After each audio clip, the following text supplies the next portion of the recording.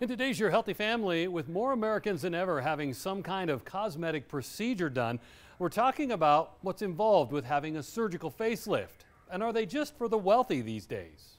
You know, the perception that cosmetic surgery or procedures is only for wealthy people is largely not true anymore. And when studies have been done and polls, they find that most people that are over 40 have considered some kind of aesthetic procedures. There's lots of options for getting yourself looking better, and these include payment plans that you can set up, and many of them are very actually good to the consumer if you plan it out and pay it within a period of time. Also, many times a surgical facelift doesn't require a trip to a surgery center or hospital. We also these days have nice surgical approaches that you can do in the office with just oral sedation. You don't have to be knocked out.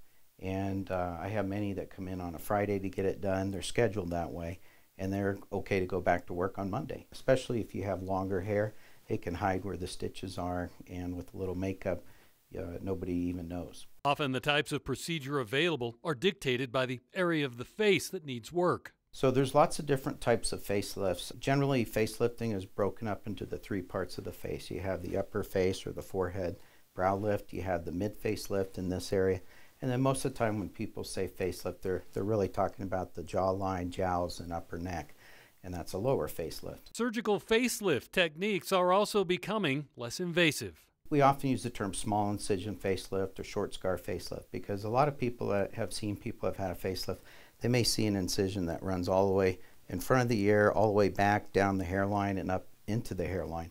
And there are still people who benefit from that approach, but most of the time I find when you design the incision properly and support things underneath the skin properly, you don't need to make an incision quite that big. Some still need it, but most of the time you don't. And that's where you get that short scar name for it.